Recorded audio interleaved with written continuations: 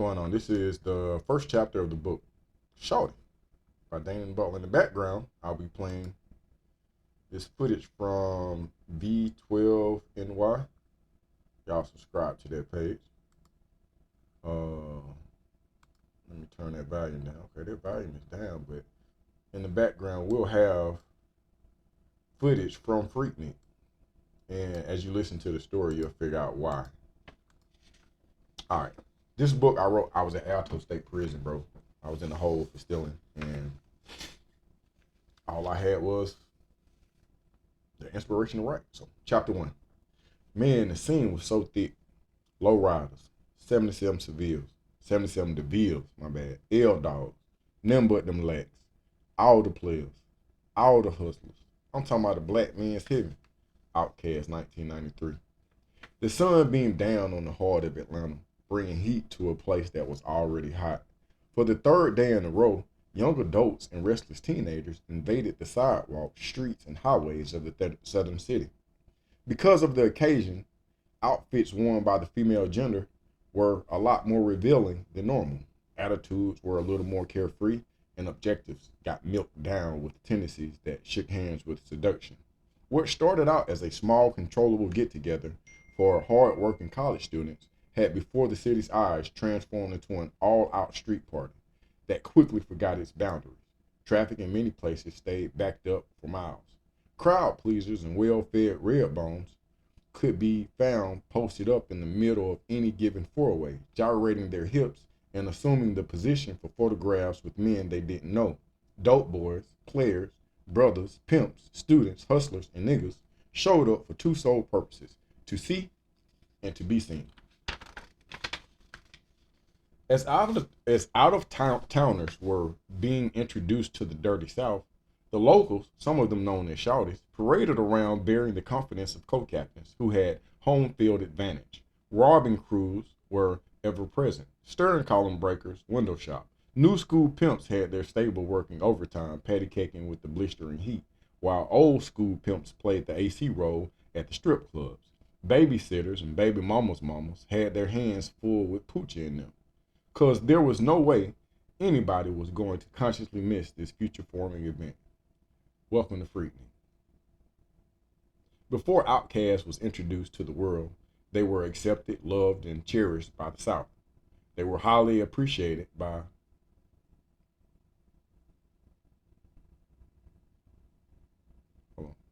Before Outkast was introduced to the world, they were accepted, loved, and cherished by the South. They were highly appreciated by Lil Joe, who by way of 6x9s, highs and lows, allowed the voice of Big Boy and Andre to motivate his actions. As the reefer did what it does, Lil Joe grew more comfortable with his surroundings. While sculpting Lil Joe's 6-foot frame, God managed to combine his mother's brown skin tone with his father's bony but capable build. If Lil Joe would have known his parents, he would have been more aware of himself. He didn't, so he wasn't. Fully equipped with white Reebok Classics, red polo shorts, a white t-shirt with that little red man sitting on the horse, highlighted by two freshly snatched gold herringbones, Lil Joe leaned back in the rear seat of the 1985 cloud gray Buick LeSabre, smoking a blunt. Because he was viewed by his peers as being one who often drifted, he purposely goofed up the rotation of the marijuana. The passenger up front turned around and watched as Lil Joe pretended to fix it. "You gonna pass that?" Lil Joe looked up at AA, whose golden grin was familiar to those close to him but misinterpreted by strangers. AA was born smiling. His deep black skin seemed to be molded into an eternal laugh. "Can't you see I'm trying to doctor on this thing?" Lil Joe asked, as if he was one of the nation's most successful surgeons. He held the blunt at eye view. "Let me see your lighter," Lil Joe said. AA gave up his brand new bright green burner. "Why is it that every time we trying to get high, you gotta patch the dope up?" AA asked.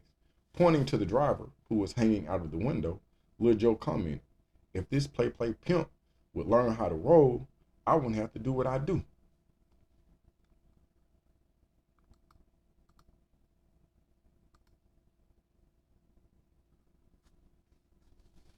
On the outside of the car, Demetrius, who was a thicker yet crunkled version of his little cousin, Lil Joe, campaigned to be elected by one of the two female freaknickers he was speaking to. Unconsciously touching his braids, he sucked his teeth.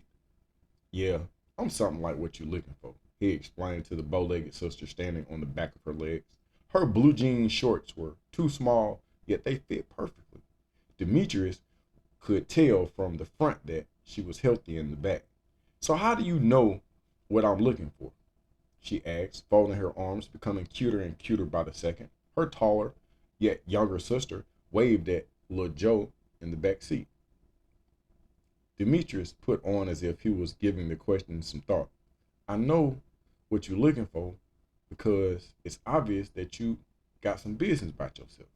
You fine, but you already know that. And because that's the fact, you are used to men treating you right.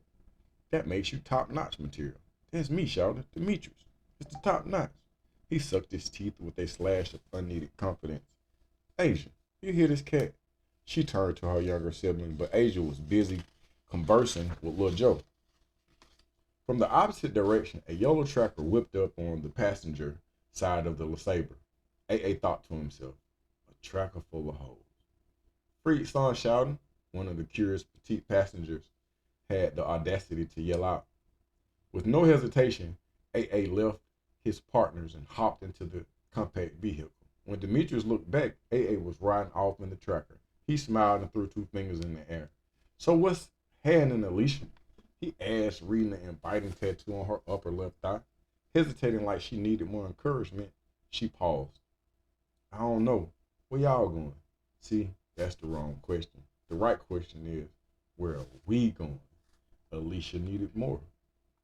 A gave it to her. Demetrius gave it to her. You need to start acting like you ain't digging your boy. Alicia was moving closer to Demetrius, figuratively. Asia, on the other hand, was walking around to the other side of the car, acting off of her own judgment. She hopped in and sat next to Lil Joe. As the smoke eased out of his nose, he glanced over at Asia, then sucked his teeth the way Demetrius did when he was about to say something he thought was remotely fly. So what's your real name? Lil Joe asked. Asia, she answered, eyeing the blunt. Your mama named you Asia? He blowed smoke in her face. What do you want me to call you? I want you to, what do you want to call me? I want to call you by your real name, not the name you tell people until you get to know them. He inhaled. She sat back. You gonna pass that? Alicia took AA's place up front and the LeSabre pulled away from the curb. In the back seat, Lil Joe took his time responding to Asia. Yeah, I'm gonna pass, but I have to fix it first. You got a lighter? Asia snatched the blunt out of his mouth. I'll fix it, Lil Joe, if that's your real name. She hit, then blowed smoke in his face. He sucked his teeth. She sucked hers. Their eyes smiled at each other. Running across the street in front of the LeSabre was a being that could not be seen by the human eye. He was precise with his movements. So when he reached through Alicia's already closed window,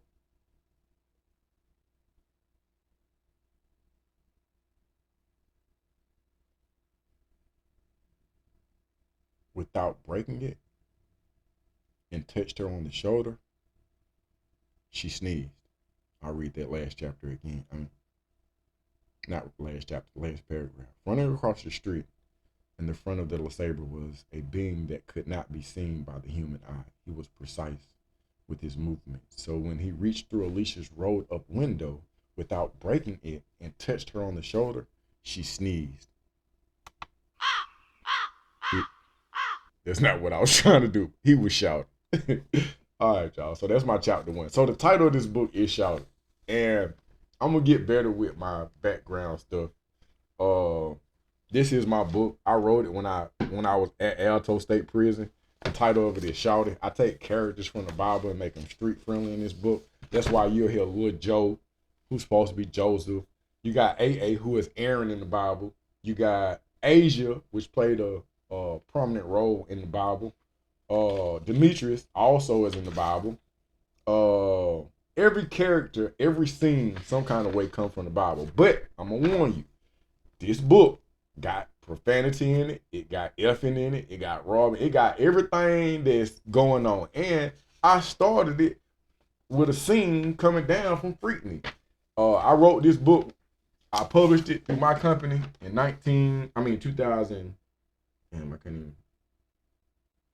2007 through my publishing company.